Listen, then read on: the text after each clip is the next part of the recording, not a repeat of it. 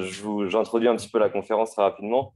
Théophile et moi faisons partie de la mission DDRS de l'Université Gustave Eiffel et c'est dans ce cadre qu'on organise un petit cycle de conférences. On aura 4 ou 5 conférences. Celle-ci est la deuxième. Donc, la première, il y avait José Alois qui est venu nous parler d'enjeux de transition écologique couplés aux contraintes en ressources. Et donc là, on va s'intéresser à quelque chose de plus concret, disons. C'est les quotas carbone ou le rationnement carbone appliqué à la mobilité. Donc, il y a Christelle Rouault qui faisait partie du master E2S de l'Université de Paris l'année dernière, qui a travaillé sur un projet d'application à l'échelle française, accompagnée de Arnaud Passalacqua, pardon, professeur à l'école d'urbanisme, qui d'ailleurs, je dis, nous supervise pour la reprise du projet cette année avec Théophile. Voilà, je vous souhaite à tous et à tous une bonne conférence. Si vous voulez utiliser le micro. Oui, alors, est-ce que ça marche vraiment ou pas? Oui. Ok, super. Bonsoir donc à toutes et à tous, et je suis ravi d'avoir Christelle Rouault avec moi parce qu'en fait, initialement, ce n'était pas annoncé, mais voilà, ça fera une intervention déjà à deux voix, ce qui sera quand même plus vivant, et puis avec quelqu'un qui était étudiante il n'y a pas si longtemps, donc ça fera aussi un peu plus réaliste dans la mise en œuvre de ces quotas un jour peut-être. Alors, du coup, on va vous proposer une intervention pas trop longue parce qu'en fait, le but, c'est de discuter. Donc, moi, je vais vous faire une rapide introduction sur un peu la philosophie de pourquoi, finalement, les limites du monde doivent finir dans notre portefeuille sous la forme d'une carte carbone. Et après, Christelle vous présentera un peu le modèle que nous avons étudié l'année dernière et qui va donner lieu à pas mal de prolongements de ce que serait un système de rationnement des mobilités fondé sur le carbone. C'est ça le cœur de la machine. Et puis après, je reprendrai la parole pour discuter un peu des limites de ce qu'on a pu faire, qui sont nombreuses, mais parce qu'en fait, on est dans des formes de défrichage du sujet. Et puis, on sera ravis après d'avoir un échange, parce que généralement, c'est un sujet qui est quand même assez fait réagir. Fait réagir dans tous les sens. Et puis, on est surtout preneur de tout un tas d'idées, parce que les choses sont loin d'être bouclées, très loin. Alors, première un peu forme d'introduction. L'idée, c'était de se dire, moi, je suis spécialiste de mobilité, et c'est un des trucs qui m'intéresse, c'est que parmi tous les réseaux techniques, la mobilité, c'est celui où notre corps est porté par le réseau. C'est un peu le seul réseau comme ça. On fait suffisamment confiance à la technique pour mettre nos corps dedans. Et depuis nos chaussures qui nous portent jusqu'évidemment à la navette spatiale, si vous voulez. Et donc, ce monde de la mobilité, c'est donc un monde où on s'est doté de tout un tas de prothèses techniques qui vont prolonger notre corps et le rendre capable d'aller bien plus loin, bien plus vite que ne le feraient nos muscles. Que le ferait notre enveloppe corporelle. C'est finalement notre cerveau qui nous rend possible, par ces innovations, par ces prothèses, qui rend possible ces déplacements. Ça, ce n'est pas nouveau, mais ce qui est nouveau, c'est évidemment l'industrialisation qui a fortement accéléré et ces prothèses et cette dépendance aux prothèses. Alors, ces prothèses nous ont apporté tout un tas évidemment, peut-être de satisfaction, de vitesse, de distance parcourue. Il n'y a pas que dans la mobilité, évidemment, ça nous apporte la chaleur, ça nous apporte tout un tas de confort, mais elles sont, et pour le monde de la mobilité, ces prothèses, en fait, donc quand je dis prothèses, peut-être tout le monde ne comprend pas, mais ça veut dire des voitures, des vélos, des trains. Elles sont en grande partie fondées sur les énergies fossiles. C'est l'industrialisation, charbon, pétrole, et puis l'électricité en grande partie fondée sur le fossile. Et on voit bien, donc, pour juste un rappel, vous avez tout ça en tête, que le fossile est encore au cœur de nos problèmes, y compris en France, où ça représente 80% du mix énergétique. Même si on se focalise beaucoup sur l'électricité, sur le nucléaire et les renouvelables, on a quand même un gros dispositif qui est là, qui est notre pétrole. Toute cette mobilisation énergétique, ce qu'on a pu appeler esclave énergétique, elle nous rend possible de démultiplier nos limites corporelles. et d'avoir un niveau de vie tout à fait peut-être satisfaisant, un peu inégal, mais dans ce monde qui, par ailleurs, en s'accélérant, nous rend aussi parfois mal à l'aise, etc. Cette dynamique historique, en fait, elle s'est accompagnée aussi du fait que nos prothèses ont été de plus en plus efficaces et que dès qu'on a senti des limites, on a été capable de les dépasser. Finalement, ça a construit l'idée qu'il y a un sens un peu du progrès, une sorte de linéarité qui irait vers le toujours plus vite, toujours plus loin et toujours plus souvent. Et évidemment, vous me voyez tous venir parce que tout le monde a ça en tête, c'est que en fait, ces promesses de la vitesse, de la modernité, elles ont l'air d'être aujourd'hui, elles atteignent leurs limites. En tout cas, les prothèses sont de moins en moins efficaces, où on se rend compte qu'elles ne le sont pas ou qu'elles peut-être jamais été.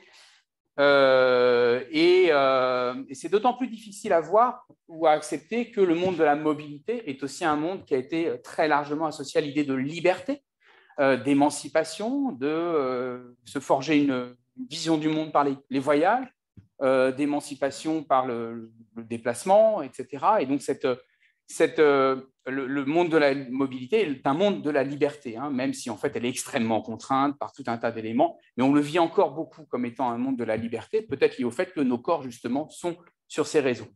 Et donc il est difficile de revenir avec des limites alors qu'on est dans le monde de la liberté. Et donc c'est ce processus-là qu'on est en train de vivre, à mon sens. Ce processus, alors les temporalités dans le monde des transports, ils sont toujours extrêmement longues. Je dirais dans le monde des limites aussi, hein, puisqu'en fait, vous savez que cette année, on fête les 50 ans du rapport Meadows, hein, des Limits to Growth. Donc, on est bien dans l'idée que ces limites, on les connaît depuis assez longtemps. Enfin, j'imagine que peut-être José Alloa, la semaine dernière, vous a parlé du rapport Meadows, mais donc, ça fait longtemps qu'on les a, qu'on les connaît, qu'on ne les regarde pas trop. Et le problème, c'est que individuellement, on ne les ressent jamais, ou on les ressent de façon inégale. C'est-à-dire que la seule limite, finalement, qu'on puisse avoir aujourd'hui, concrètement, elle est plutôt incarnée par l'argent. C'est-à-dire que je sais que j'ai tant d'argent par mois et c'est une limite que j'ai tous les mois, sauf que c'est très inégalitairement réparti. Et puis, en plus, c'est très individuel, c'est-à-dire que ma limite à moi, c'est un peu atomisé. Il n'y a pas de construction collective de cette limite, c'est atomisé entre les individus, selon ce qu'ils ont comme argent disponible. Et qu'au contraire, le discours collectif, il vous dit qu'il n'y a pas de limite. Une grande partie du discours collectif vous dit qu'il n'y a pas de limite. C'est par exemple le tourisme spatial, qui vous rappelle que finalement, on va pouvoir tout faire. Mais je dirais, sans faire de polémique, c'est aussi le tout est possible. Enfin, c'est quoi qu'il en coûte du Covid. C'est aussi ça, il n'y a pas de limite. Donc, collectivement, on a le discours de il n'y a pas de limite, mais en fait, dans notre expérience personnelle, on sait bien qu'on en a pour le plus grand nombre. Voilà. Et donc, les limites, non seulement sont difficiles à repousser parce que nos objets parviennent de moins en moins à les repousser, mais en plus, elles sont inégalement réparties, pas abordées collectivement par le débat public, où on est plutôt encore dans un imaginaire du sans limite. Et donc, en plus, le pire, c'est que nos prothèses techniques, il s'avère d'être des dispositifs qui sont loin d'être magiques et qui sont plutôt, en fait, un peu dévastateurs, hein, sur tout un tas d'indicateurs de biodiversité, de CO2, évidemment, aussi d'effets sociaux, hein, de dissociation de la société par la vitesse, etc. D'où l'idée de se dire qu'on va travailler sur l'intégration, ou je ne sais pas si en tout cas, intégration de la limite dans l'espace public, au sens du débat public, voire dans les pratiques de nous toutes et tous. Et c'est ça qui nous a amené à travailler sur le rationnement. Alors, pourquoi ? Il y a une façon de travailler sur l'évolution des modes de vie qui va être, enfin des modes de consommation en tout cas, qui est la seule présente sur l'espace public, qui est en fait celle de la taxe carbone, avec l'idée qu'on va vous inciter par la taxation à évoluer et à adopter des comportements qui sont moins dévastateurs et donc à intégrer une forme de limite. Cette taxe carbone, à notre sens, elle pose très vite deux gros problèmes. Le premier, c'est qu'elle ne fixe pas de plafond d'émissions, puisque tant qu'on a de l'argent, on peut consommer et émettre. Deuxièmement, or, la France est censée respecter, arriver un jour à terme à cette stratégie nationale bas carbone qui réduit son plafond d'émissions nationales. Et puis, la deuxième problème, c'est qu'évidemment, elle est très inéquitable, puisque selon que vous soyez riche ou pauvre, vous aurez plus ou moins de facilité à la payer. Donc, la taxe carbone ne nous semblait pas être une piste pertinente. Et nous avons donc exploré une deuxième voie, qui est celle du rationnement, on va l'appeler comme ça. Ce rationnement, en fait, on va vous le développer. Christelle va expliquer ce qu'on a fait. Mais l'idée, c'était de se dire comment on fait pour accepter les limites et les intégrer dans nos pratiques de mobilité, en restant modeste dans notre travail qui consisterait uniquement sur les mobilités. Et puis, ça part quand même dans le monde des mobilités de se dire que toutes les politiques d'offres alternatives à l'automobile atteignent très vite des limites elles-mêmes. Et on sait bien que tous les efforts énormes qu'on a déployés, des tramways, des vélos en libre-service, etc., ça fait très peu de, finalement, report modal. Et donc, on voit bien qu'il y a un moment où il va falloir se construire une contrainte. Et l'idée du rationnement, c'est d'essayer de se dire on va construire collectivement une contrainte de façon la plus éclairée possible et équitable possible. Et je vais finir en reprenant une casquette d'historien en disant, voilà, peut-être que ça peut paraître un peu étonnant de parler de rationnement, d'expliciter, de mettre un mot derrière ces limites qui sont parfois vécues ou parfois qu'on pense pouvoir dépasser facilement grâce à nos prothèses techniques. Le rationnement, c'est quelque chose que nous avons connu de façon explicite au XXe siècle, pendant la Première Guerre mondiale, pendant la Seconde. La France n'est pas un pays très fort du rationnement. Il y a d'autres pays qui ont plus travaillé ça, mis ça en place de façon plus forte, comme la Grande-Bretagne notamment, dans les moments de conflit. Et puis, il y a un pays qui s'y est frotté un petit peu, et qui est passé loin de nous, c'est les Pays-Bas en 1973, qui ont vécu 3 semaines de rationnement sur le carburant. Ça ne s'est pas forcément très bien passé, mais il y a eu tout un travail et une décision gouvernementale de mettre en place un rationnement à cette époque. Et puis, plus récemment, la Grande-Bretagne, dans les années 90, a retravaillé sur cette question du rationnement par le carbone. Donc, il y a eu une étude à l'échelle gouvernementale à ce sujet. Donc, ça paraît peut-être que ça pouvait paraître il y a quelque temps saugrenu. Moi aussi, on m'aurait dit ça, j'aurais trouvé ça bizarre. Je pense qu'en fait, c'est quelque chose dont on va vous proposer d'étudier le caractère pertinent et le caractère crédible. Pour finir, en fait, on voit bien que dans toutes nos pratiques liées à l'énergie, on a tout un tas de... Enfin, cette idée du rationnement, elle arrive de plus en plus, en fait. C'est EDF qui n'arrive plus à tenir ses centrales nucléaires pendant la pointe d'hiver. C'est la question du renouvelable qui va faire que si la production variable de ces énergies renouvelables va faire que peut-être que notre consommation devra s'ajuster à la nature, au rythme de la nature. Et du coup, on voit bien que le mode de vie va devoir changer, s'ajuster et accepter un peu plus finalement ce que sont les limites et revenir finalement à quelque chose de plus recentré sur notre corps, pour finir là-dessus, et de peut-être plus modeste. Donc voilà un peu l'esprit global. Et je vais laisser Christelle vous présenter, alors vraiment beaucoup plus dans les détails, ce que ça pourrait être comme forme. Donc merci Arnaud pour cette introduction. Je ne sais pas si on m'entend bien avec le micro. N'hésitez pas si on ne m'entend pas. Donc, dans un premier temps, je vais vous présenter un petit peu comment est-ce qu'on a construit ce modèle. Par modèle, en fait, c'est ce que j'entends, c'est qu'on a essayé de créer ça sous Excel. On a fait avec les moyens du bord, mais l'idée, c'était vraiment d'avoir quelque chose de concret pour vraiment voir comment ça pourrait marcher, notamment de manière chiffrée et pas seulement de manière théorique. Dans un deuxième temps, je vous donnerai un petit peu les résultats qu'on en a tirés de ce modèle, sur lequel on a travaillé pendant un an. Et puis, je redonnerai la parole après à Arnaud pour voir un petit peu les limites du projet et les sujets sur lesquels il faudrait travailler un petit peu plus. Tu peux passer à la diapo d'après. Donc, pour vous donner un petit peu le contexte du projet, On était un groupe donc, interdisciplinaire. Pour vous dire un petit peu, il y avait du coup un ingénieur, un juriste, une étudiante en sciences politiques, un étudiant en urbanisme. Moi, j'étais en gestion et on avait aussi un étudiant en physique. Donc là, l'idée, c'était vraiment d'avoir une approche complémentaire et puis potentiellement aussi des points de vue très différents, ce qui nous a permis déjà d'un premier temps de beaucoup débattre, mais aussi d'essayer d'être vraiment transversal et d'avoir une approche la plus globale possible sur toutes ces thématiques touchées par rationnement, que ce soit l'acceptabilité auprès de tous ou que ce soit même la question de la comptabilité carbone, hein, comment est-ce qu'on la met concrètement en place. On a travaillé donc pour un commanditaire qui s'appelle le Forum Vie Mobile. Donc, c'est eux qui nous ont du coup approchés sur cette thématique-là qu'on ne connaissait pas forcément. Il y a déjà eu des travaux très complets de fait dessus, notamment par Mathilde Chouba. Et nous, on voulait pas refaire ce qui avait déjà été fait, on voulait aller plus loin et essayer de construire un modèle, de construire un autre modèle. Hein. C'est une version du rationnement qu'on vous propose ici. Il y en a plein d'autres. Mais là, voilà, c'était tester un rationnement pour voir du coup s'il était possible, s'il était juste et s'il était souhaitable. Donc, c'est les questions auxquelles on a essayé de répondre pendant.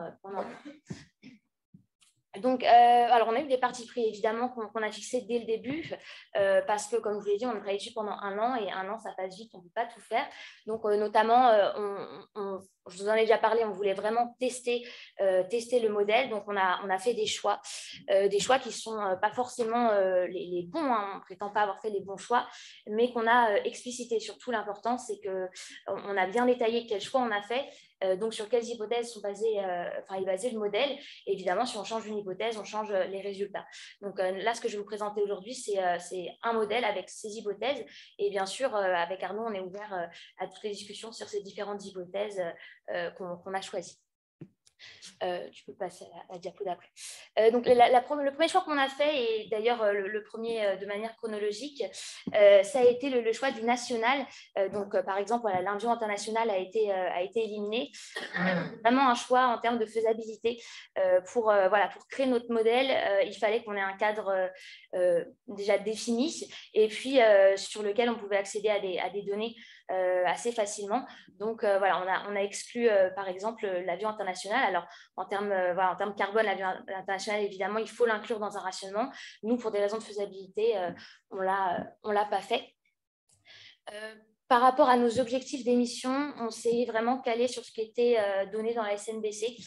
Donc, on a simulé des trajectoires de réduction jusqu'à 2050. Alors, plusieurs types de trajectoires. Hein. Si vous voulez, vous pouvez télécharger le modèle Excel. Il est sur le site du Forum Vie Mobile. Mais voilà, on n'a pas proposé non plus plein de scénarios. On s'est basé sur un scénario qu'on considérait être le scénario de la France, donc le scénario de la SNBC. Et on a essayé de créer un rationnement qui permettrait d'atteindre les objectifs de la SNBC. C'est stratégie nationale bas carbone? Oui, c'est ça, stratégie nationale bas carbone. Et du coup, voilà, notre rationnement touche exclusivement le transport de passagers et non pas le transport de marchandises, encore une fois, parce que voilà, pour des raisons de faisabilité, on ne pouvait pas tout faire. Donc, on s'est orienté vraiment sur le transport des passagers. Donc, comment concrètement est-ce qu'on a décidé de mettre en place ces quotas? On a décidé en fait de les soustraire à l'achat. Donc là, ça va vraiment être, par exemple, quand on achète du carburant, on a une carte carbone qui nous déduit des quotas carbone. Ou quand on achète des billets d'avion, on a aussi une déduction de quotas carbone. Ce qui fait qu'on a exclu en fait la voiture électrique. Alors ça, c'est un gros choix dans notre modèle parce qu'en fait, il y avait des problèmes de dire comment est-ce qu'on fait pour les recharges à domicile ou pour les recharges sur des bornes gratuites. Donc, oula, il y a un petit écho. Donc voilà, la voiture électrique a été exclue de notre modèle. Donc à ce jour, dans notre modèle, le véhicule électrique n'est pas rationné. Et donc voilà, on n'a pas fait analyse de cycle de vie, comme on est vraiment sur l'achat de carburant et l'achat de billets, ça va vraiment être sur les émissions directes et non pas sur une analyse d'un cycle de vie. Au niveau des hypothèses fortes qu'on a choisies, on a aussi décidé de distinguer du coup les quotas professionnels et les quotas individuels, simplement parce qu'on ne voulait pas que le rationnement repose uniquement sur les particuliers. On voulait aussi donner une place aux entreprises dans ce modèle. Donc d'un côté, on a les quotas professionnels qui vont être basés en fait sur le bilan carbone de l'entreprise à l'année de référence et il y aura des obligations de réduction chaque année. On a fait le choix de créer en fait un ratio CO2 par employé. C'est ce ratio qui doit être diminué. Donc en fait, ça ne pénalise pas l'embauche puisque si l'entreprise embauche, le nouvel employé suivra le même ratio CO2 par employé que les autres employés. Et donc, même voilà, si une entreprise a trop d'émissions, elle peut potentiellement embaucher pour diminuer son ratio CO2 par employé. Donc, voilà, on ne voulait vraiment pas pénaliser l'emploi. Donc, c'est pour ça qu'on a décidé de créer ce ratio. Pour les mobilités individuelles, on ne voulait pas quelque chose d'égalitaire, donc donner la même chose à tout le monde. On voulait quelque chose d'équitable.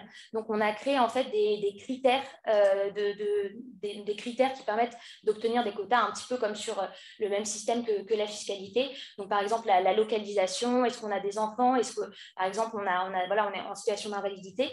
Donc, en fonction de tous ces critères-là, on obtient un certain nombre de quotas. Donc, c'est vraiment une répartition sur des critères, donc une répartition qu'on considère équitable et non pas une répartition égalitaire où tout le monde aurait exactement le même nombre de quotas. Donc ça, c'est également un choix qu'on a fait parce qu'on le trouvait plus juste. Tout le monde n'a pas forcément les mêmes besoins et donc ça ne nous semblait pas juste de donner les mêmes quotas à tout le monde. Alors, vous voyez qu'il y a la notion de trajet domicile-travail. On a décidé de la répartir à la fois sur les quotas individuels et professionnels. Alors, on a fixé la limite à 20 km parce que c'est ce qui est fait, je crois, de rappel pour les impôts. Donc, on s'est calé à peu près sur la même chose. Mais voilà, l'idée étant aussi, encore une fois, de répartir le poids du rationnement à la fois sur les entreprises et sur les individus. Pour le dernier point sur la transparence, on voulait vraiment que le modèle puisse être compréhensible de tous pour bien comprendre pourquoi est-ce qu'on a 3 quotas, par exemple, qu'on comprenne bien voilà, comment fonctionne le modèle. Et de ce fait aussi, dans notre fichier Excel, on a inclus en fait des simulateurs de quotas. Donc, vous rentrez vos critères et ça vous donne combien de quotas vous auriez en 2030, 2040, 2050 et son équivalent en tonnes de CO2, enfin, plutôt en kilos de CO2 si on est vers la fin du rationnement. Donc, voilà, l'idée étant vraiment qu'il y ait une transparence. Ça nous semblait très important sur la méthodologie de calcul de quotas, sur la mise en place du rationnement pour que voilà, qu'il y ait vraiment une confiance avec ce rationnement. Merci. Donc, concrètement, comment le rationnement se mettrait en place? On a fait le choix de la progressivité. Alors, c'est vrai que face aux enjeux climatiques, on pourrait vouloir tout faire tout de suite. Nous, on s'est dit que voilà, pour des raisons, encore une fois, d'acceptabilité, puis même pour que tout le monde puisse s'habituer et bien prendre en main le rationnement, on a décidé de le faire de manière progressive, à la fois sur un plan qualitatif, donc en commençant par certains secteurs, puis par d'autres, et également sur le plan quantitatif, c'est-à-dire que le rationnement sera de plus en plus strict. Sur le plan qualitatif, on a décidé de commencer par le secteur professionnel parce que ça nous semblait être voilà, plus simple pour les entreprises de s'adapter et plus juste de commencer par les entreprises plutôt que par les individus. Puis on a également décidé de commencer évidemment par l'aviation, qui nous semble être des trajets quand même moins primordiaux que les trajets en voiture. On a également évoqué l'idée de mettre en place des années blanches avant chaque étape de rationnement, des années pendant lesquelles on comptabiliserait les quotas pour que tout le monde s'y habitue sans pour autant qu'il y ait de restrictions, voilà, juste pour se donner une idée de combien de quotas on dépense et à partir de quand on devrait arrêter d'en dépenser. Ce rationnement, alors il y a eu un gros débat à un moment donné dans ce projet sur le marché. Est-ce qu'on met en place ou non un marché des quotas? Alors le Forum du Mobile était plutôt contre à l'origine. Nous, on était plutôt pour. Et donc, on a décidé dans notre modèle de mettre en place un marché, notamment parce qu'on s'est dit que de toute manière, il y aurait des échanges de quotas qui seraient faits quoi qu'il arrive de manière officieuse. Alors, autant l'encadrer et faire ça proprement avec un prix fixe qui ne permet pas la spéculation, avec un plafond qui ne laisse pas quelqu'un racheter non plus tous les quotas des autres. Donc voilà, on a essayé de faire un marché le plus, on va dire, le plus contrôlé possible.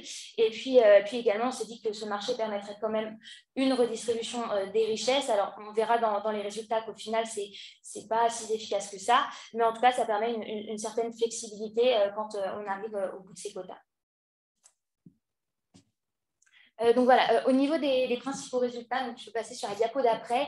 Alors, on a fait des profils, alors ce n'est pas des profils, c'est des vraies personnes qui ont bien voulu voilà, avoir un entretien avec nous pour qu'on fasse un bilan de leur mobilité et qu'on puisse étudier. Et ce qui permet de se déplacer comme ils le font aujourd'hui dans un dans un monde rationné? Et bon, la réponse est non. Et du coup, quelles pistes d'adaptation on pourrait leur proposer pour rentrer dans le rationnement? Et donc, c'est vraiment là qu'on a pu voir globalement qu'est-ce que le rationnement imposerait en termes de changement de comportement, de changement d'aménagement. Donc voilà, c'est des profils qu'on a fait donc, grâce au simulateur qu'on a fait sur Excel. Et donc, on a pu simuler leur quota dans un monde rationnel. Donc, je ne vais pas tous vous les présenter, mais on en a mis quelques-uns pour vous donner un petit peu les tendances. Là, typiquement, on a un profil qui utilise beaucoup la voiture. Donc, on se rend compte que dès 2030, parce que le rationnement total commencera en 2030 dans le scénario et visera du coup les objectifs de la SNBC en 2050, on se rend compte que quelqu'un qui utilise beaucoup la voiture, dès 2030, de toute manière, ça ne marche pas, il n'a pas assez de quotas. Et même en passant par le marché, vu qu'on peut racheter que les quotas disponibles de par les autres particuliers, hein, le plafond national est indépassable. Et ben dans ce cas-là, en fait, on ne peut pas racheter assez de quotas pour couvrir nos mobilités. Donc voilà, quand on utilise beaucoup la voiture comme ce profil-là, dès 2030, on est confronté à un déficit de quotas. Alors là, le biais dans notre modèle, c'est que par rapport à ses revenus, Sylvain peut acheter une voiture électrique et puis il n'a plus besoin de dépenser de quotas. Donc voilà, la voiture électrique est une grosse thématique sur laquelle il faut encore travailler puisqu'on ne l'a pas incluse dans notre rationnement. Merci. Là, typiquement, on a une étudiante qui a une mobilité extrêmement sobre. Hein. Elle se déplace juste un petit peu en voiture pour les vacances, mais en dehors de ça, elle est en mobilité douce ou en transport en commun toute l'année. Et on se rend compte que pourtant, elle est quand même en déficit de quota en 2050. Simplement parce que, comme vous pouvez le voir, en 2050, elle a droit à 26 kg de CO2. C'est peu. Et dans le monde, dans l'aménagement actuel des commerces et des transports, même avec une mobilité très soft, il est extrêmement compliqué de respecter les objectifs de la SNBC en 2050. Donc là, on se rend bien compte que le rationnement doit être adossé à des politiques publiques, des politiques d'aménagement, à voilà, énormément d'autres choses à côté. Il ne peut pas juste arriver comme ça et demander aux gens de se débrouiller et de s'adapter. On a vraiment un besoin d'accompagnement sur plein d'autres politiques à côté. Alors là, c'est pour les profils professionnels. Comme je vous ai dit à la base, l'idée, c'était de mettre un ratio CO2 par employé pour les entreprises. Donc, notre rationnement fonctionne bien sur ce ratio CO2 par employé. En revanche, pour les profils types, on n'a pas réussi à obtenir le bilan carbone d'entreprise. Donc, on a vraiment été confronté à cette barrière d'accès à l'information. Donc, on n'a pas pu faire de profil d'entreprise. Donc, on s'est contenté de faire des profils professionnels individuels, voilà, pour se rendre compte un petit peu de comment ça pourrait toucher les professionnels. Mais voilà, que de manière individuelle, on n'a pas pu faire des scénarios à l'échelle d'entreprise. Et là, voilà, là, encore une fois, comme on est sur une mobilité basée sur la voiture, un professionnel aura tout intérêt à acheter une voiture électrique et il passerait outre du coup notre rationnement. Donc, on a encore une fois cette thématique de la voiture électrique qui revient. Alors, voilà, pour répondre un petit peu aux questions qu'on s'est posées en introduction, ce que notre modèle nous a permis en tout cas de conclure, c'est que oui, c'est faisable, hein, comptablement parlant, c'est faisable. Voilà, c'est un système qui serait un petit peu proche hein, de ce qui est fait avec les impôts, en termes de répartition en tout cas. Et puis, vu qu'on contrôle à l'achat et au billet, il est facile de dire que quand on n'a plus de quotas, on ne peut plus acheter. Donc, en termes techniques, un rationnement, évidemment, est possible à mettre en place. En tout cas, on a réussi à le tester. Donc, ça prouve bien qu'il y a moyen de le mettre en place. Ensuite, la question est-il juste? Donc, nous, en tout cas, on a tout fait pour proposer des choses qui vont dans ce sens-là, hein, notamment le fait de donner des quotas de manière équitable et non pas égalitaire, d'être transparent. Voilà, en fait, le rationnement n'est pas par définition juste ou non, mais il doit être construit de la manière la plus juste possible. Ça doit être vraiment l'angle d'approche de la construction d'un rationnement. Et enfin, ce qu'il est souhaitable, j'ai envie de dire écologiquement parlant, oui, parce qu'il faut du mal à voir comment est-ce qu'on pourrait atteindre nos objectifs en termes d'émissions des mobilités sans mettre un plafond à nos émissions. Voilà. Après, est-ce qu'il est souhaitable pour tout un chacun? Je pense que c'est plus subjectif, mais en tout cas, à l'échelle nationale, à ce jour, on n'a pas d'autres moyens de fixer un plafond indépassable d'émissions. Voilà, merci. Dernière partie. Merci d'applaudir Christelle. Je vais finir sur les limites. Vous avez déjà compris qu'il y avait plein de limites. Ah, il faut que j'aille sur la caméra. OK. Et plein de limites à notre modèle qu'on est tout prêt à améliorer. Et donc, mais aussi plein d'intérêts. On a quand même mis des intérêts. Donc, on va essayer de passer à la suivante. Alors, moi, je ne le connais pas par cœur. Avec la caméra, c'est compliqué. L'idée de toute la démarche, c'était d'expliciter les nœuds, les moments où il y a des choix à faire. Et aussi, le groupe a fait des hypothèses. C'était pour dépasser ces nœuds, faire des choix. Par exemple, faire ou non un marché ou une bourse. Moi, je préfère appeler bourse parce que marché, c'est parfois un peu mal entendu. Et donc, l'idée, c'était plutôt de baliser les endroits où il y a des choix et où, en fait, les endroits où c'est politique, finalement, hein, de quel choix on peut faire pour m'organiser ça. Donc, des choix ont été faits, mais d'autres pourraient être faits, hein, évidemment, et ça donnerait autre chose. Deuxième intérêt, et ça, c'est les profils types qui le montrent, hein, c'est que la stratégie nationale bas carbone, c'est extrêmement violent si on veut la respecter. Et ça suppose une évolution assez forte, soit de nos techniques, soit de nos modes de vie, soit des deux. Là, en fait, les profils montrés, hein, on voit que si on veut vraiment être dans la ligne, indépendamment d'ailleurs du chemin qu'on suive, à la fin, en fait, on a quand même des modes de vie qui sont profondément changés si on respecte les engagements qu'on s'est donnés. Et puis, troisième intérêt, c'est en fait l'idée que parmi les mesures d'accompagnement ou parmi les effets qui feraient une coévolution un peu avec ces quotas, il y a forcément une réorganisation territoriale de tous nos territoires, du marché de l'emploi, de l'habitat. Et donc, derrière ça, il y a tout un jeu d'acteurs à mettre en œuvre, hein, à sensibiliser, mais en fait à faire travailler ensemble, et qui ne sont pas forcément toujours habitués à travailler ensemble, pour que ces quotas soient finalement respectés, mais aussi du fait que ces quotas vont conduire à cette réorganisation territoriale. Donc, c'est un levier pour transformer les territoires. L'idée aussi, c'est un peu par ça que j'avais commencé, c'était de se dire que finalement, ce qui nous paraît être sans limite, là, ça le deviendrait très clairement au quotidien, puisque vous auriez alors, soit des petits bouts de carton, moi ça c'est ma solution, soit une application sur un téléphone, soit une carte spécifique, type carte bleue, qui viendrait vous rappeler que les limites, elles existent tous les matins, le soir. C'est peut-être un peu triste comme monde, mais on pourra en discuter. En revanche, il y a donc autre intérêt, à la fois une limite et un intérêt, c'est qu'on parle souvent du fait que le marché du quota carbone, s'il existait, pourrait être une façon de redistribuer les richesses. Nous, on voit qu'avec les ordres de grandeur, ce n'est pas du tout ça. Parce que les ordres de grandeur, moi, j'ai regardé le chiffre là, hier, c'est 80 € la tonne de CO2, en gros. Comme dans l'ordre de grandeur de ce que vous aurez, alors on finit à 26 kilos. Donc, 26 kilos, ça ne fait pas cher. Et on commence, mettons, à 2 tonnes. Donc, ça vous fait 160 € dans l'année. Donc, on n'est vraiment pas sur des grosses sommes qui sont en jeu, même si vous pouvez, même si un milliardaire arrive et il dit « je veux tout racheter », il ne peut pas parce qu'il y a un quota, il y a un plafond qui serait de l'ordre de, mettons, 5 à 10 fois le maximum. Donc, en fait, c'est vraiment des petites sommes qui sont en jeu. Il n'y a pas vraiment d'effet redistributif, sachant que c'est sur l'année, les sommes dont je parle.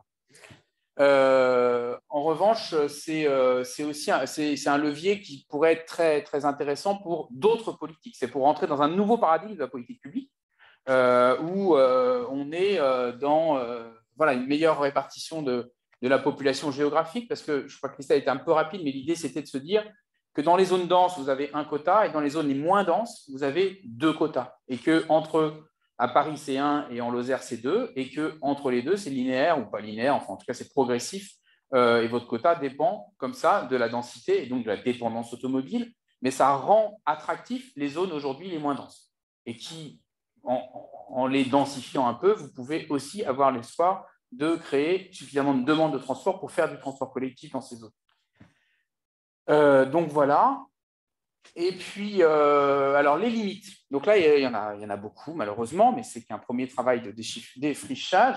Le cadre national, on en a déjà parlé. En fait, le cadre européen paraît être le minimum, notamment parce qu'en fait, il y a plein d'effets de bord. C'est-à-dire qu'on va faire son plein en Belgique.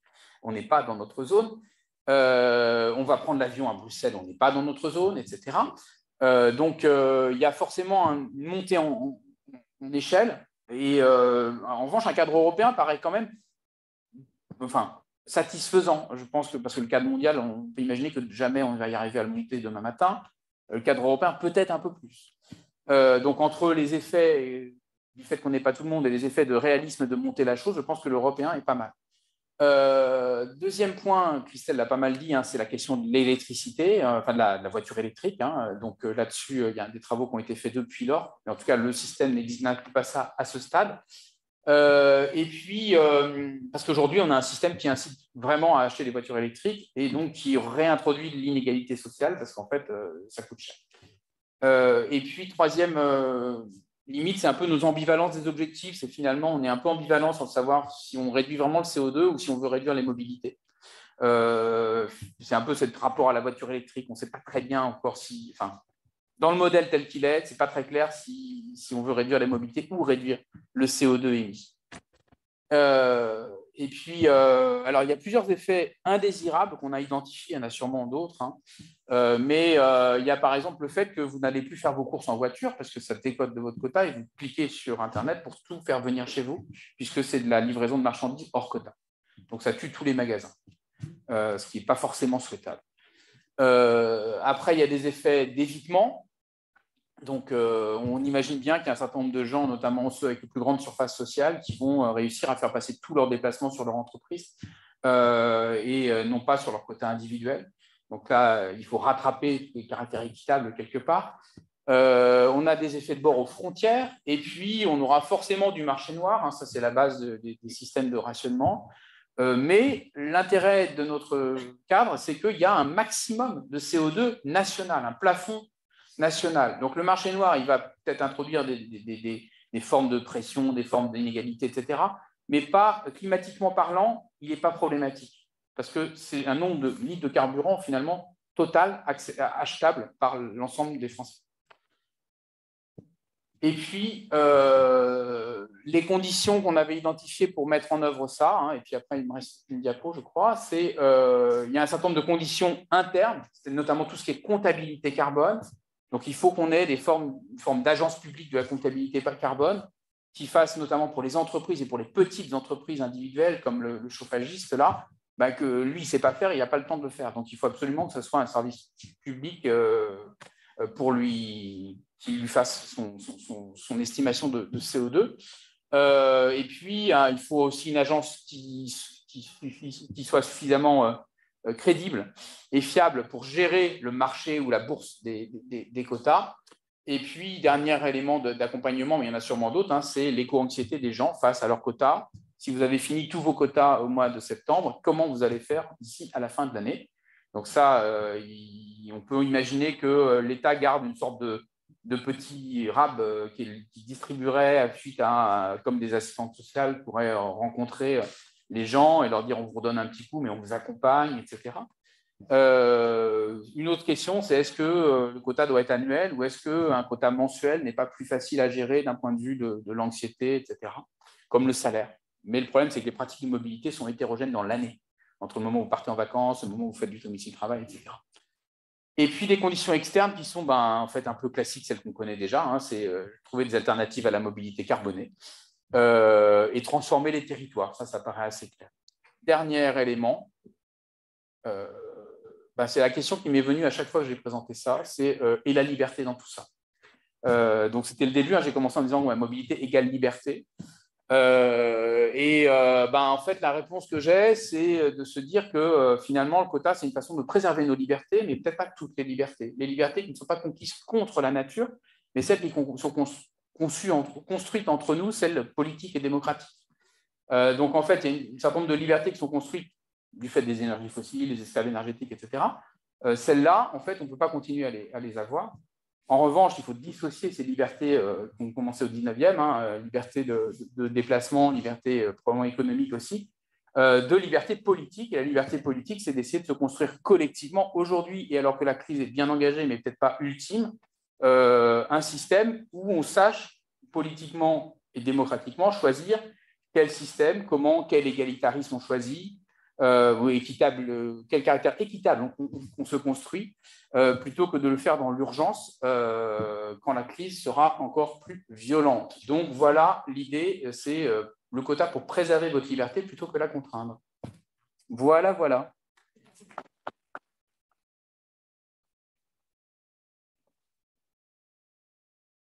On va passer aux questions maintenant si vous en avez. Je dois vous cliquer un micro pour ça, vu qu'on en a que deux.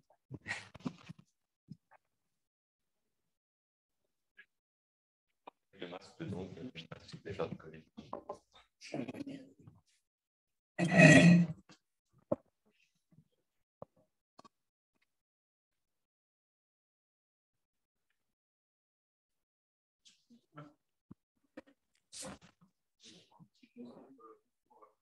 Merci Arnaud, merci Christelle.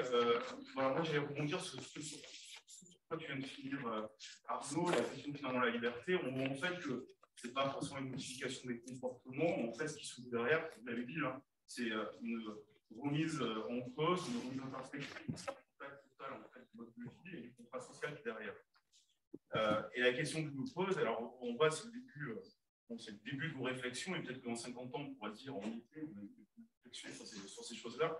Mais la question que je me pose, et donc c'est sûrement des choses à développer après, mais c'est la question de l'acceptabilité sociale et du portage politique.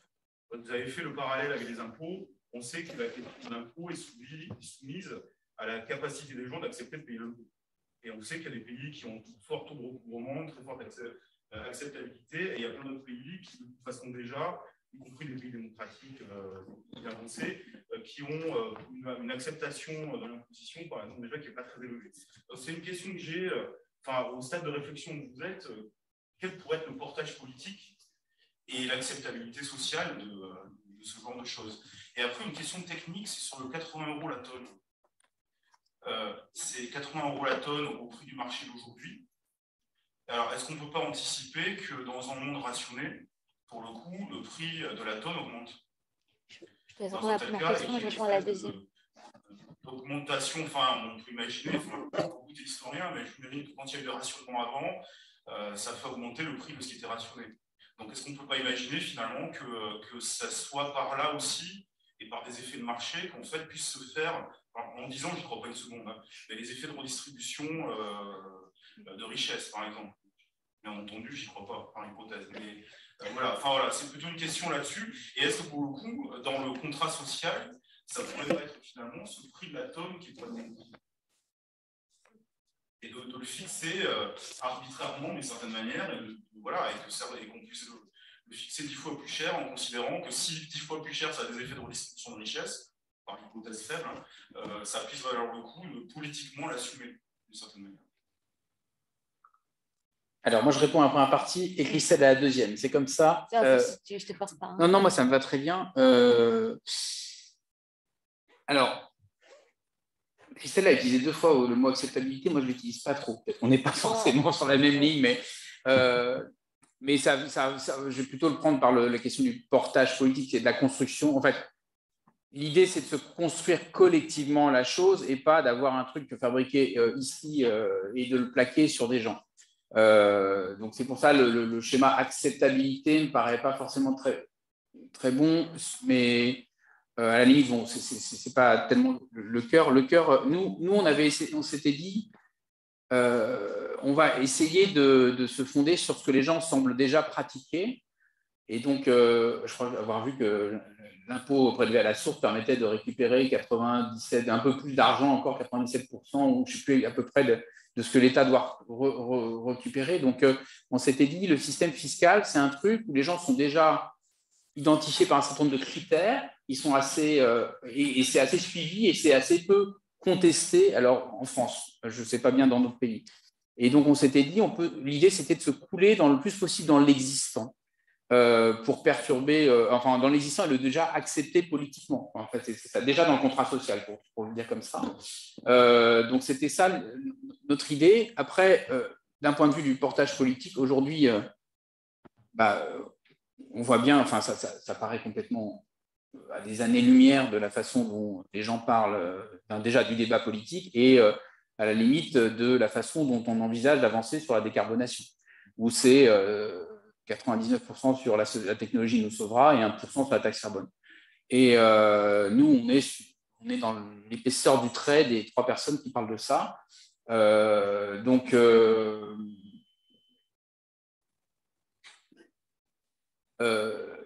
Donc, c'est une vraie question. Néanmoins, la petite expérience qu'on a, c'est que depuis qu'on en a, donc le rapport a été présenté en juin, je crois, eh ben, ça a suscité quand même un petit intérêt. Enfin, je pense que Claire-Marine du Forum pourrait en parler. On a eu quand même un écho auprès d'un certain nombre d'acteurs. Alors, ce n'est pas ultra visible sur la scène politique, mais du côté entreprise, du côté d'un certain nombre de groupes de réflexion, c'est quand même quelque chose.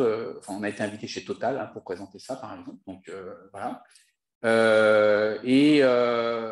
Donc, c'est peut-être ce que certains appelleront des signaux faibles d'une transformation à venir du contrat social. Moi, je trouve ça vachement intéressant comme histoire.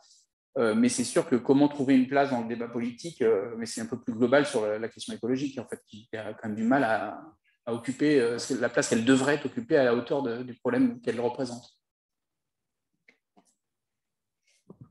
Du coup, pour le prix du carbone, c'est vrai qu'on s'était basé en 2030 sur le prix actuel. Et dans le modèle, si je me souviens bien, la tonne augmentait chaque année et elle atteignait, alors c'était une augmentation bien plus faible, elle atteignait, je crois, 200 € en 2050. Mais en fait, on s'était rendu compte que ce n'est pas tant le prix qui pose problème, parce que ça, comme vous l'avez expliqué, on pourrait mettre un prix très élevé et espérer que ça redistribue la richesse. Mais concrètement, le problème, c'est qu'il y a plus rien à distribuer parce que le harcèlement est très drastique, hein, comme il est basé sur les objectifs de la SNBC. Et en fait, même les ménages qui sont assez sobres n'ont pas de quota à revendre, en fait.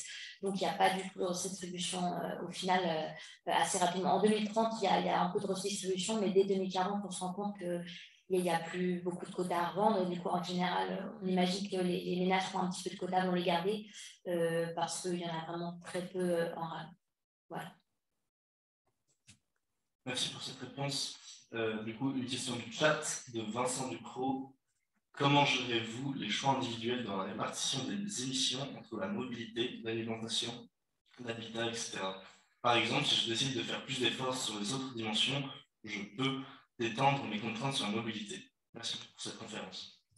Alors, je vais répondre et je laisserai à Arnaud compléter. Alors, déjà, c'est une très bonne question parce qu'on en a parlé au début de notre étude du fait que notre rationnement était assez limité, comme on se basait vraiment que sur les mobilités.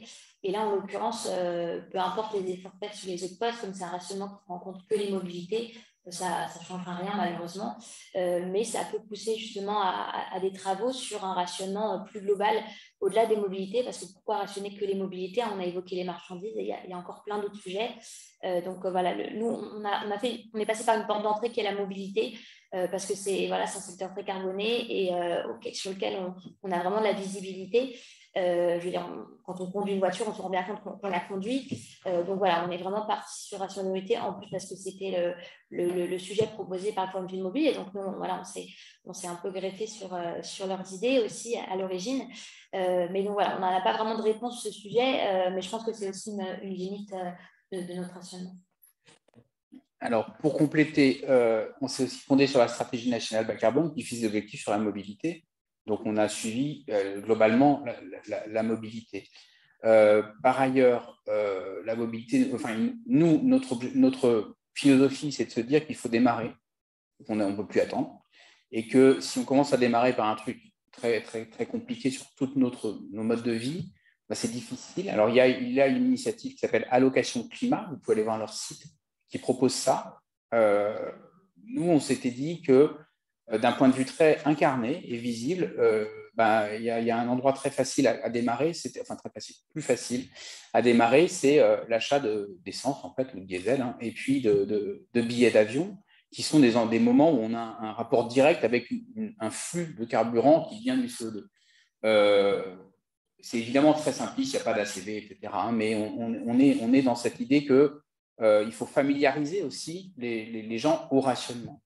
Par ailleurs, je pense que le fond de l'affaire, c'est qu'on ne pourra pas faire des choix entre faire se détendre sur la mobilité parce qu'on fait un choix plus fort sur l'alimentation. Je pense qu'il faudra faire les choix sur les deux, enfin les restrictions sur les deux, au final.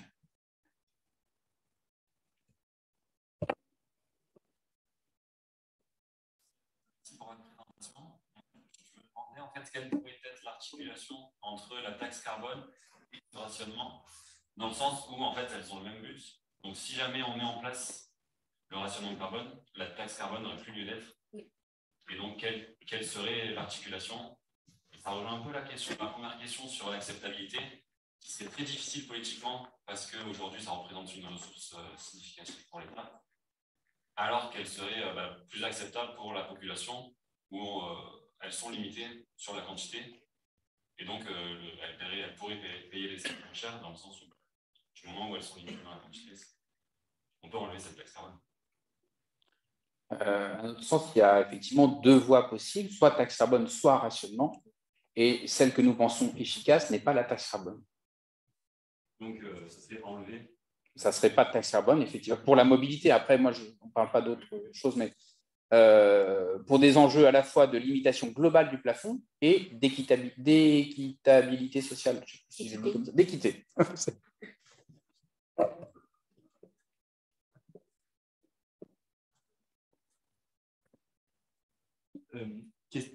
Vous m'entendez? Question de Flora de l'Homme. Est-ce que la fin des moteurs thermiques est intégrée dans le modèle? Le parc de voitures va évoluer, donc des biens aujourd'hui disponibles, les voitures diesel ne seront plus vendues demain au ménage. Alors, intégré dans le modèle, pas directement parce qu'on a vraiment travaillé à technologie constante. Hein. En fait, on a vraiment fait des scénarios à l'échelle individuelle, pas à l'échelle des technologies, où l'idée, c'était vraiment de dire comment est-ce qu'on va être contraint en termes d'émissions de CO2 après qu'on dépense nos quotas voilà, en prenant l'avion ou en prenant la voiture, ou qu'on ne les dépense pas en prenant une voiture électrique. C'est un choix. Par contre, ce qu'on se rend compte dans le modèle, de toute manière, c'est que, nous, notre modèle qui n'inclut pas l'électrique, c'est que si l'électrique n'est pas inclus dans le rationnement, de toute manière, ce sera un peu la seule solution, parce que le thermique n'est pas utilisable en 2050, hein, avec 26 kg de CO2 pour un an, on n'utilise pas une voiture thermique. Donc voilà, c'est sûr que la voiture thermique est condamnée par, en tout cas à l'utilisation quotidienne, elle est condamnée par notre rationnement. Et l'idée étant peut-être aussi d'intégrer la voiture électrique pour qu'il n'y ait pas un report que sur la voiture électrique. Parce que voilà, ça c'est, je pense, un point de vue plus subjectif, mais la voiture électrique n'est peut-être pas la solution à nos problèmes. Arnaud évoquait le fait de savoir est-ce qu'on condamne que les émissions, est-ce qu'on condamne la mobilité, de dire il faut moins se déplacer, ou en tout cas se déplacer plus proche. Donc voilà, je pense que ça va être intégré directement, mais en fait, ça va plutôt être une conséquence du fait que le rationnement est assez drastique, si je puis dire. Et pour finir, parce qu'il y a eu le travail à continuer, notamment avec Théophile et Thibaut qui organisent la conférence ce soir, il y a la voiture électrique va être intégrée sous la forme d'une sorte de forfait, en fait, c'est-à-dire à l'achat, ça correspondra à une certaine nombre de tonnes de CO2 qu'on divise par la durée de vie de la voiture en moyenne, et ça vient vous se décompter de vos quotas annuels, si bien qu'en fait, comme ça, on annihile un peu cette question de la technologie, de quand est-ce qu'elle va arriver, quand est-ce qu'elle va se généraliser ou non, et on travaille plutôt sur le territoire et les modes de vie.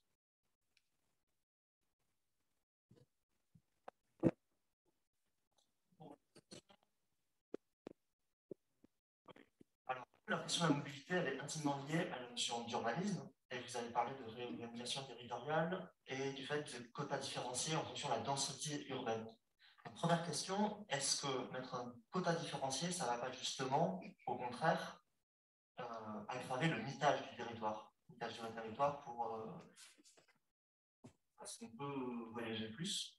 Et deuxième question, est-ce qu'en fait, il ne faudrait pas tout simplement mettre des quotas sur ce problème du mitage, donc sur l'étalement urbain, comme ça a été proposé, par exemple, Stop Mitage en Suisse.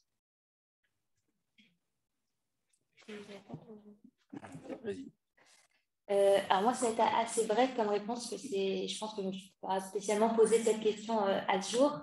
Là, l'idée en fait, de mettre un quota différencié, c'était peut-être aussi l'idée de créer un outil, de dire on va pouvoir utiliser en fait ce coefficient, dans le modèle, c'est un coefficient multiplicateur qui s'applique en plus des différentes parts qu'on a avec d'autres critères. Et donc l'idée, c'était de se dire en fait, on va pouvoir un petit peu choisir quel territoire on veut, vers quel territoire on veut orienter les populations, en mettant du coup des quotas plus important sur les lieux où on veut attirer du monde et plus faible là où on ne veut pas spécialement que les gens aillent. Donc, c'est vrai qu'au final, on s'est rendu compte, nous, en tout cas, en faisant notre modélisation, que le coefficient qu'on avait choisi n'était pas spécialement bon, il n'était pas très pertinent, mais que par contre, si on changeait ce coefficient, ça pouvait être vraiment un outil d'aménagement. Donc voilà, on n'a pas fait tout un travail pour essayer de déterminer quel serait le bon coefficient, où est-ce qu'il faudrait l'appliquer, mais je pense que il pourrait peut-être y avoir une réflexion sur cet outil qu'est le coefficient lié à la localité. Pour compléter, je pense que la dépendance automobile dont on souffre, en fait, elle n'est pas liée uniquement à la mobilité, mais à des problèmes de caractère assez permissif, des permis de construire, etc. Et de même, notre modèle, nous, qui se concentre sur la mobilité, ne se suffira pas à lui-même. Et donc, parmi les mesures d'accompagnement, il y a aussi un contrôle alors soit du permis de construire, soit une incitation forte à réinvestir les lieux vidés. Là où il y a déjà du bâti, qui généralement, quand on réinvestit le bâti, en fait, c'est un meilleur bilan carbone que quand on crée une nouvelle maison, même BBC, etc. Donc, on ne se suffit pas à nous-mêmes, mais évidemment, mesures d'accompagnement sur l'orientation des constructions, etc. Question de Pascal Romont. On comprend bien l'idée de moduler les quotas carbone selon les critères géographiques ou familiaux, et comment distinguer un éloignement choisi d'un éloignement obligé, qui pourrait être relatif au coût du logement, sur des critères sociaux, par exemple? Alors, la façon dont on a travaillé là-dessus, c'est la question de qui porte le déplacement domicile-travail et le CO2 associé au domicile-travail. On peut estimer que la localisation géographique est en grande partie liée au problème de l'emploi, de la localisation de l'emploi et du revenu disponible. Voilà. Et en fait, même si en fait, on sait aussi que ce n'est pas non plus les riches au centre et les pauvres à l'extérieur, c'est beaucoup plus compliqué et souvent parfois inverse. Donc l'idée étant de se dire, il ne faut pas que le système de quotas repousse les gens qui ne peuvent pas se le payer plus loin parce qu'ils sont loin de leur emploi, en fait. Et donc, d'où l'idée, qui est assez originale, de faire porter une partie, et probablement une grosse partie, du déplacement, du CO2 émis lors des déplacements domicile-travail par l'employeur. Donc, c'est une idée qu'on a proposée, qu'on va explorer, y compris avec des entreprises, on espère le faire, du moins l'exploration d'abord. L'idée étant d'annihiler ainsi l'effet de différenciation sociale qui pourrait être venu du fait qu'on ne puisse pas se localiser près de son employeur. Donc, c'est ça le principal outil en réponse à cette question. Oui, donc merci déjà pour tout ce travail parce que c'est son plus grand intérêt, je pense, c'est de réfléchir à toutes ces étapes nécessaires quand on pense bilan carbone, on pense forcément à nos modes de vie. Et c'est une remise en question très globale. Vous avez dit contrat social, débat démocratique, co-construction des approches pour qu'elles ne soient pas imposées aux gens. Et donc la question de l'acceptabilité, c'est intéressant de dire moi je ne suis pas trop pour le terme acceptabilité parce qu'il faut co-construire, c'est pas facile. Autour de la mobilité, c'est vrai que ce qui est compliqué avec le rationnement, et c'est heureusement qu'il y a cette idée de prendre le coût carbone de la construction du véhicule électrique, de la production des batteries, etc. Alors on commence à faire un peu d'analyse en cycle de vie quand on fait ça, ce qui est très bien. Donc c'est l'évolution de votre modèle, hein, si j'ai bien compris, ça va être d'intégrer quand même les déplacements électriques en prenant tout le coût carbone lié à la production du véhicule. Comme vous venez de dire, il y a des questions, par exemple, de relocalisation de logement pour ne pas pousser les gens à aller dans des territoires où on ne veut pas qu'ils aillent, parce qu'ils vont s'éloigner à nouveau et donc être encore plus dépendants à la mobilité individuelle, par exemple. Donc là, ce qui est super important, je pense, c'est de ne pas pousser les gens à aller vers des solutions de type véhicule électrique, alors qu'en utilisant un véhicule thermique qui a un meilleur rendement quand c'est une petite voiture très légère et qu'on est en zone peu dense où il n'y a pas de problème pour la santé. De même que c'est mieux d'inciter les gens à aller occuper un logement vacant dans une zone où il y a déjà du bâti. Il ne faut pas pousser les gens à prendre des voitures électriques. Vous avez vu qu'il y a beaucoup de SUV avec des gros moteurs, des grosses batteries. Et la consommation énergétique faut l'avoir dans un... Tout se transforme, hein, la consommation énergétique, elle est ce qu'elle est. Et produire de l'électricité, c'est juste dépenser du nucléaire. Et le nucléaire, on ne peut pas dire que ce soit une bonne solution pour la santé, pour la planète, parce que ce n'est pas du tout renouvelable. Donc, on passe d'un extrême à un autre. Et je pense que pour arriver à débattre de manière plus globale sur débat de société et liberté, j'ai l'impression qu'il faut quand même introduire la notion de réappropriation de nos corps, y compris physiquement, pour améliorer notre santé, tout simplement. Donc, le paramètre santé, ce n'est pas que santé de la planète, hein, parce que nous, on fait partie, on est des animaux, on est dans la planète, et on est en train de développer avec nos transports en commun qui vont toujours plus vite, toujours plus loin, etc. On est en train de continuer à internaliser énormément de zones, hein, en construisant toujours d'autres moyens de transport. On internalise, on enlève des surfaces qui permettent de stocker du CO2, c'est toutes nos plantes qui sont la seule énergie renouvelable, hein, c'est toutes les plantes. On consomme juste trop vite. Donc la question, c'est, avec ce rationnement, je pense que les mots sont importants, c'est augmenter la qualité de vie, améliorer la qualité de vie. Et utiliser peut-être d'autres mots pour dire on n'est pas là pour vous rationner, on est là pour vous accompagner dans des choix, par exemple marcher plus, au lieu d'aller dans une salle de sport connectée ou je ne sais quoi, marcher plus, faire du tricycle si on n'a pas d'équilibre à vélo, enfin je ne sais pas quoi, hein. Et effectivement réaménager et permettre aux gens de se loger pour pas cher. Il faut que tous ces paramètres de bilan CO2 de chaque logement plus mobilité plus santé soient inclus, sinon on ne peut pas travailler en fait. Sur la liberté, sur cette notion de liberté, de nouveau contrat social. Non, si. J'ai pas grand-chose à répondre, c'était très intéressant, mais c'est des pistes qu'on n'a pas du tout étudiées, donc nous on est preneurs de toutes les idées, comme Arnaud l'avait dit au début. C'est vrai que c'est un petit peu ironique de dire que des fois on rentre du travail en voiture et ensuite on va à la salle de sport en voiture pour courir sur un tapis de course. Donc c'est vrai qu'il y a peut-être aussi toute une réappropriation de certains modes de déplacement. C'est assez intéressant comme analyse. Donc voilà, pas beaucoup de choses à rajouter dessus, mais en tout cas, merci pour votre commentaire. Juste un point qui a déjà été abordé, mais là où on est un petit peu coincé quand même dans notre modèle, c'est qu'on s'est centré sur les flux de carbone qui rentrent dans la voiture ou dans l'avion. Et on voit bien qu'il y a les ACV, l'analyse sur le cycle de vie, qu'il va falloir prendre en compte. Et là, on a un peu un problème un peu conceptuel. Et en même temps, si on n'était pas rentré dans des ACV complètes, c'est qu'en fait, on veut un truc simple. Et donc là, on a un problème qui est que rester simple tout en faisant quand même de l'ACV un peu. Voilà. Si je peux me permettre, au niveau de la simplicité, s'il y en a que ça intéresse, le fichier Excel est disponible du coup sur le site du Forum du Mobile. Il y a également le rapport qu'on a rédigé et il y a des infographies qui ont été faites du coup par le Forum du Mobile avec les différents profils tests. Donc voilà, si ça vous intéresse, et le fichier Excel, vous pouvez modifier les valeurs si vous voulez dedans pour tester d'autres trajectoires, d'autres hypothèses, pour simuler vos quotas. Donc voilà, l'idée de quelque chose de simple, enfin, simple, il a quand même fallu faire le fichier Excel, mais simple dans son utilisation et dans sa compréhension en tout cas. C'est vraiment quelque chose qui nous est resté en tout cas tout au long du projet, et je pense que le modèle est compréhensible par tous et on a envie que ça le reste. Mais du coup, c'est vrai que dès qu'on part sur des choses plus compliquées comme la CV, on a un modèle qui est moins simple parce qu'on ne peut pas se contenter de mettre juste un prix au litre, puisque le litre d'essence, on peut le mettre dans différents types de véhicules, on pas même un CV. Donc là, on est sur quelque chose de plus compliqué que juste avoir un quota à l'achat du billet ou de carburant. Donc c'est vrai qu'on est resté sur quelque chose de plus simple parce que c'était notre volonté de départ. Analyse de cycle de vie. Pardon. Du coup, c'est une question qui va rejoindre la précédente.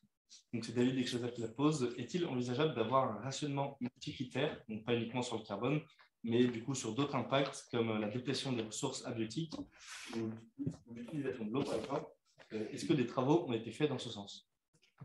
Alors, à ma connaissance, non. Mais donc, ça reviendra un peu sur une des questions qu'on a abordées tout à l'heure, de dire qu'il faut commencer quelque part et simple, comme l'a souligné Arnaud. Donc, voilà, je pense que la réponse sera un petit peu la même que tout à l'heure. Ce serait bien de tout prendre en compte, mais ce serait compliqué et pas forcément applicable, je pense. Je ne sais pas si tu as rajouté quelque chose, Arnaud. Non. Non, d'accord. Mais c'est super, hein, de toute façon, votre réflexion, parce qu'elle est simple, permet de susciter d'autres réflexions, donc c'est l'essentiel. moi, j'avais juste, c'est pas une question, j'ai juste demandé si vous avez eu un retour sur l'efficacité du schéma national bas carbone. C'est-à-dire, vous nous montrez qu'effectivement, personne ne peut le respecter. Et en plus de ça, de moins en moins le respecter. Est-ce que vous avez eu des retours sur cet aspect-là des choses et sur finalement l'efficacité d'un schéma que tout le monde va rejeter parce que non acceptable, non possible, non atteignable par la plupart d'entre nous. Je fais une première réponse. Du coup, ça remet en cause aussi l'hypothèse, je veux dire, de s'appuyer sur le schéma national d'accord. Voilà. Mais c'est pas un piège du tout, c'est vraiment pour savoir si vous avez des retours là-dessus, si vous avez des discussions autour de ça, parce que c'est l'ampleur de l'écart est phénoménale. C'est du genre, c'est possible. Alors, je vais vous formuler une première réponse vis-à-vis des profils tests. Moi, j'ai eu des retours vraiment que sur ces personnes-là, donc avec qui j'ai travaillé, parce que du coup, on leur a fait un petit bilan de qu'est-ce que serait leur vie rationnée. Ils ont pu voir les infographies. Et moi, de mon côté, sur ces 4 profils, on a eu le temps de faire que 4 profils, avec déjà le contexte sanitaire et puis avec le fait que voilà, on a travaillé dessus pendant 1 an. Mais donc, sur ces 4 profils, moi, globalement, les retours que j'ai eus, c'est que sur le côté, en tout cas, particulier, en fait, il y avait vraiment un souhait que le poids repose vraiment sur un aménagement et non pas sur un changement de comportement. Donc, voilà, il y avait vraiment une demande de commerce et de transport. Voilà, c'est ce que j'ai eu sur les profils individuels. Sur les profils professionnels, là, c'était un peu plus négatif comme retour. Souvent, ce qui ressortait, c'est mais oui, mais il faut bien que je travaille. Donc, voilà, je pense que là-dessus, il n'y a pas un retour peut-être très positif parce que ça fait peur simplement, le rationnement. Et sinon, sur la SNBC, en fait, c'est comme les impôts, on s'est dit qu'il fallait qu'on se coule le plus possible dans les documents existants. La SNBC, elle existe, et donc on l'a suivie. Après, ce serait à refaire, et ce sera à refaire pour des études qu'on pourrait mener. La question de savoir est-ce qu'on se fie à ce document qui en fait est une fiction, elle se pose.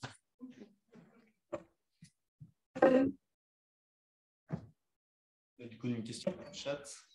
Est-ce que toutes les émissions de CO2 se valent finalement? Question de l'usage de tonnes de CO2. Est-ce que la consommation de CO2 d'une voiture qui contient une personne vaut la même chose qu'une voiture occupée par 4 personnes? Comment pouvoir intégrer ces questions dans l'usage, dans l'approche du rationnement? Alors, dans le modèle du rationnement, comme on a expliqué, on déduit les quotas qu'à l'achat d'essence, en fait. Donc, que vous utilisez l'essence pour une personne ou pour 4, ce n'est pas pris en compte dans le modèle, en tout cas. Après, on avait envisagé des hypothèses sur le covoiturage, de mettre en place peut-être des sortes d'échanges de quotas gratuits. Voilà. On n'est pas allé très loin, mais on avait souligné le fait de mettre en place quelque chose sur le covoiturage. On n'a pas proposé quelque chose. On a simplement souligné en effet qu'il y avait peut-être un travail à faire de ce côté-là. Mais pour le moment, nous, ce n'est pas inclus en modèle. Après, il y a peut-être eu quelque chose de fait. Donc, effectivement, pour les aspects formels, les usages collectifs de l'automobile formels, c'est-à-dire le taxi ou le covoiturage, mais via une structure, on peut envisager des échanges de quotas ou un paiement de quotas. Quand on prend le taxi, on paye un quota correspondant au kilomètre, etc. Enfin, traduit en carburant ou en CO2 ou en kilomètre. En revanche, pour tout de même qu'on veut un système simple, on ne veut pas que ce soit un système qui formalise toute la vie du monde. Donc, si je prends mon voisin pour aller faire un tour dans ma voiture, c'est moi qui assume l'essence que j'ai achetée. Et donc, on n'est pas sur une sorte de pénétration de ce système juste aux échanges informels qui sont quand même la base de la société.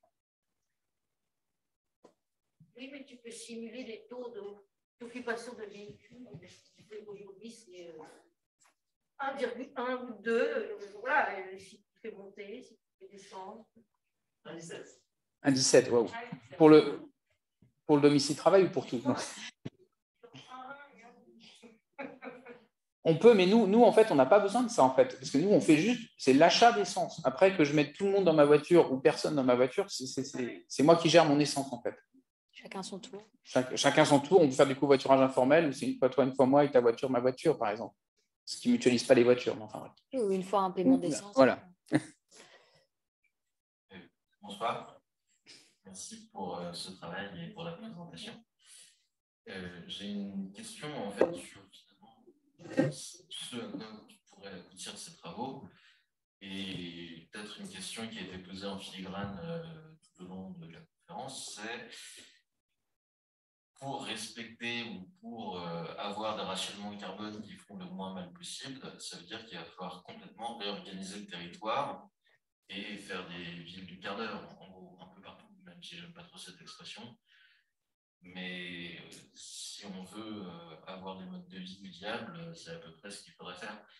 Est-ce que vous en avez parlé avec des collectivités ou des foncières, et est-ce que vous avez eu des retours de collectivités sur l'ampleur des travaux effectués, ou même sur peut-être un travail pour se réapproprier l'usage du foncier? Je te laisse. La réponse est non à ce jour. Enfin, pas moi, peut-être Sylvie et Claire-Marine, je ne sais pas. Si c'est le cas, je vous laisse. Mais clairement, il y a un travail qui n'est. Enfin, c'est exactement ce que j'ai pu dire sur la dépense automobile. C'est si on ne pense que mobilité, ça ne marchera pas. Et donc, il faut évidemment penser entreprise, penser portage du foncier, autorisation à construire ou pas. Et puis derrière ça, il faut penser agriculture, il faut penser démécanisation, il faut penser sortie du pétrole de tout un tas de secteurs qui font que le territoire, moi, à mon sens, le seul viable, il est profondément différent de celui qu'on connaît.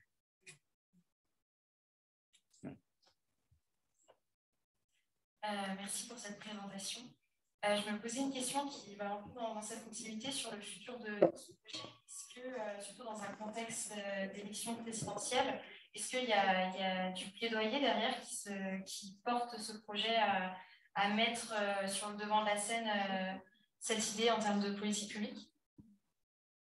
Je ne sais pas si Sylvie, tu veux parler ou pas? Ou pas, sinon c'est moi qui le fais. Donc effectivement, nous, on essaye de...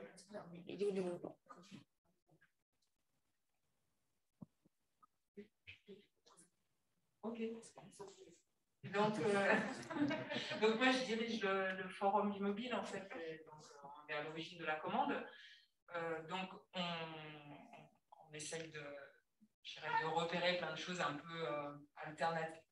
Disons qu'on fait le constat qu'avec les méthodes actuelles, on n'a pas l'impression qu'on va vraiment lutter contre le réchauffement climatique. Donc on essaye d'aborder des différents. Donc le rationnement, c'est pas vraiment dire que c'est la solution, que ça marche complètement, etc.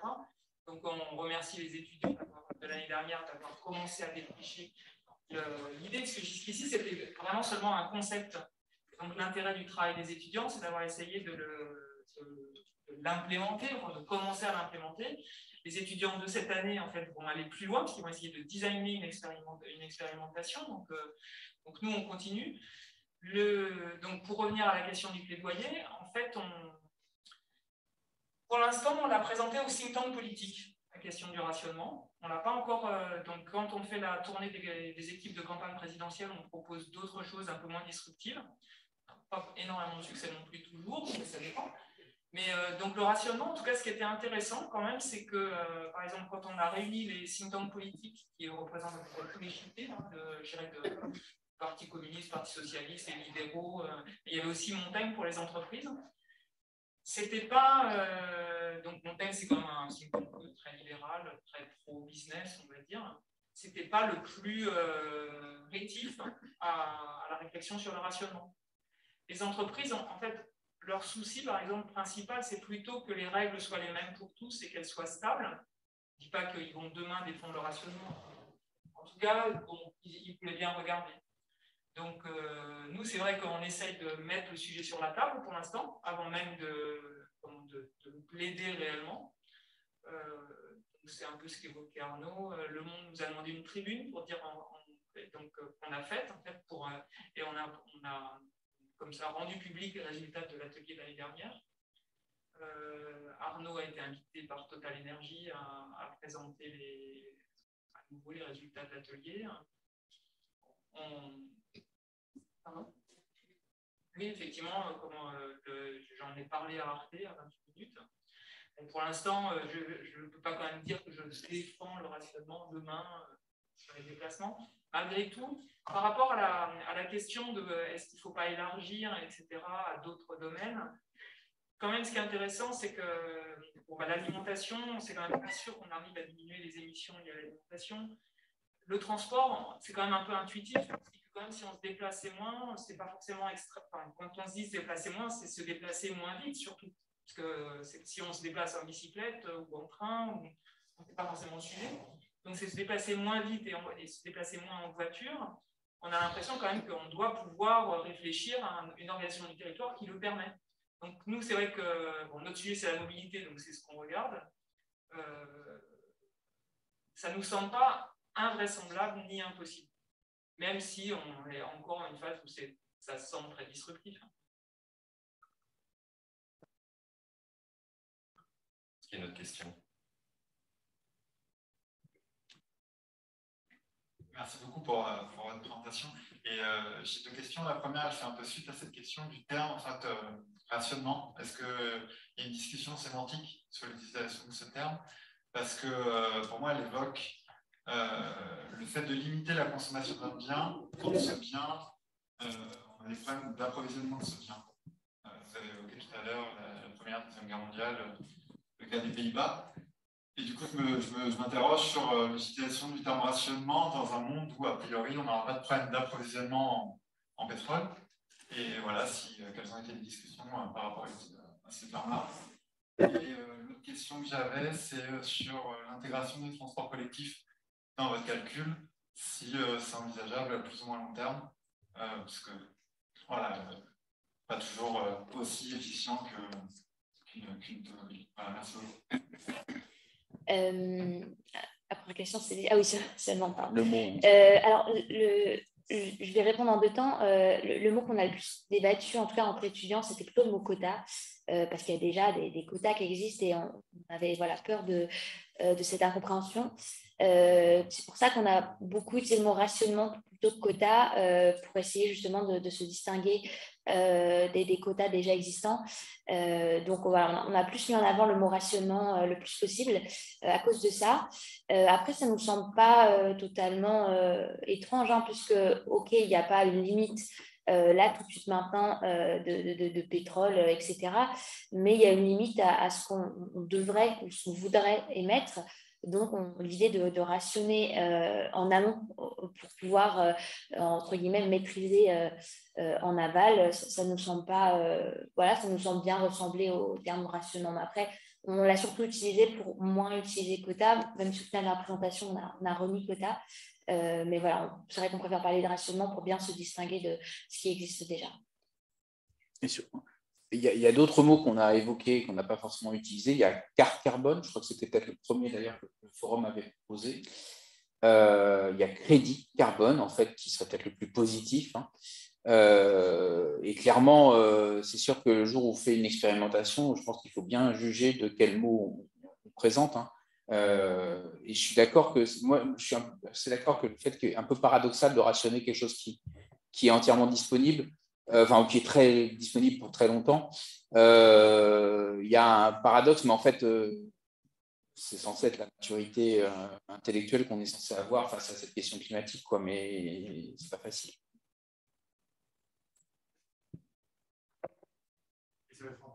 Ah oui, alors les TC. Alors, grosso modo, il n'y a que le bus qui pose problème. En fait, les autres ne posent pas de problème. Il y a beaucoup de trains diesel partout en Europe. Oui, oui, c'est vrai. C'est pas faux. C'est vrai. Mais grosso modo, le train, à l'échelle européenne, c'est une vingtaine de fois moins de CO2 au kilomètre que l'avion, je crois, en gros. Il y a le nucléaire derrière. Non, à l'échelle européenne. C'est les chiffres de l'UIC, 25, je crois. Comme ça. Donc, du coup, en France, la SNCF affiche un chiffre beaucoup plus élevé, je crois, 80, voilà. Donc, c'est ça l'effet du nucléaire. Donc, alors, le train, dans une première approximation, je pense qu'y compris avec le mix train tel qu'il existe en Europe, on peut faire 0. Et donc, à ce stade, c'est que le bus, parce que le bus, en gros, c'est 100 grammes de CO2 par kilomètre par voyageur, c'est-à-dire comme la voiture. Hein. Donc, ça, c'est problématique. Alors, les bus, on voit que les motorisations évoluent. On pourrait envisager. Le modèle tel qu'on l'a fait, il n'est quand même pas super adapté à intégrer les TC parce que c'est l'achat vraiment du fluide carburant et ce n'est pas fait par le voyageur de bus. En revanche, on peut penser que l'électrification des transports collectifs sera plus rapide des bus, hein, sera plus rapide que celle du parc automobile privé. Et donc que ce grammage de CO2 au kilomètre va baisser pour les bus. J'en profite pour vendre la solution trolleybus. Et pour répondre plus par rapport à notre modèle, on avait exclu les transports en commun simplement parce qu'on voulait inciter en fait les usagers à privilégier les transports en commun. Donc en les excluant des quotas, ça permettait de donner en tout cas envie, ou même quand on n'a plus de quotas, on n'a plus le choix, on prend le bus, on prend le train.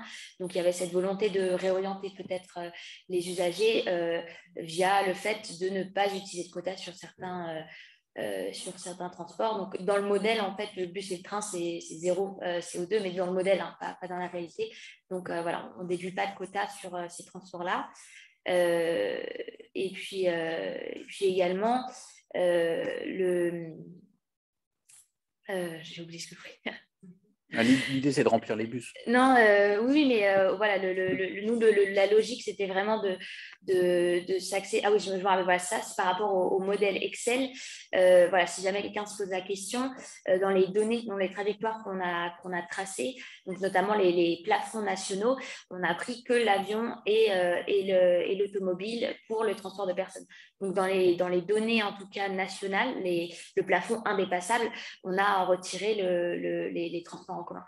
Donc, voilà, il n'y a pas d'incohérence sur le fait que les transports en commun soient dans les objectifs nationaux alors qu'on ne les déduit pas des quotas, puisqu'on les a bien retirés. C'est vraiment un rationnement que sur voiture, avion, transport de passagers, exclusivement. Bonsoir. Voilà, pour la mise en place de l'opération carbone, vous avez cherché une espèce de déjà là pour une solution simple. Donc là, c'est basé sur l'État et le système fiscal du gouvernement. Personnellement, je me pose la question de la légitimité de l'État à apporter des politiques de long terme, notamment politique pour mettre en cause de manière rapide les objectifs ou encore l'autonomie, la définition de critères particuliers qui pourraient être profondément remaniés. Et d'ailleurs, est-ce que les institutions ne sont pas forcément une représentation d'une démocratie qui extrêmement représentative. Voilà, donc je vais poser la question d'une autre forme d'institution qui serait plutôt celle du CAIS, donc à laquelle serait définie, comme vous l'avez fait, une planification et qui aurait à discuter des critères sur la base peut-être de la société civile, de la discussion des corps intermédiaires. Voilà. C'était la remarque. Oui, alors cette remarque, je n'aurais pas spécialement de réponse, mais simplement dire qu'on a évoqué le fait qu'il faudrait mettre en place des structures. Après, à quelle échelle et à qui reviendrait cette structure, ce n'est pas du tout quelque chose qu'on a travaillé en détail. Mais bien sûr, à un moment donné, la question, j'imagine, se posera de savoir qui porte à la fois politiquement, mais aussi concrètement les quotas. Et sur la question du long terme, on voit tout de suite, dès qu'on évoque les quotas, on a parlé de 2030, 2040, 2050, c'est des objectifs qui sont sur le long terme. Et c'est sûr que voilà, si tous les 5 ans, on change les objectifs, on change le modèle, ce ne sera pas viable. Donc voilà, c'est une bonne remarque à laquelle je n'ai pas de questions, mais merci pour la remarque. Moi, j'ai deux choses. D'une part, les accords de Paris, c'est un truc sur lequel on s'est engagé. Donc, en fait, quelles que soient les tendances, on est censé les respecter, même s'ils sont irrespectables. Donc, il y a un côté, normalement, une sorte de chemin de dépendance, on est censé suivre vers ça. Et deuxièmement, je pense qu'il est fondamental que les quotas et leurs critères d'acceptation soient votés par les députés et non pas décidés par une caisse séparée à côté. Après, qu'on confie ça à la gestion, à une caisse, une agence, quelque chose comme ça, oui, mais je pense que c'est un beau sujet fondamentalement à voter par les députés, quoi.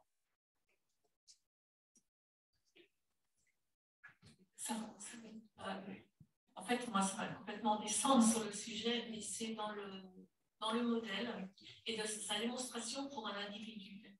En fait, pour montrer aux gens ce qui se passerait s'ils étaient encore là en 2050, mais en fait, ils ne seront plus là et leur vie aura évolué.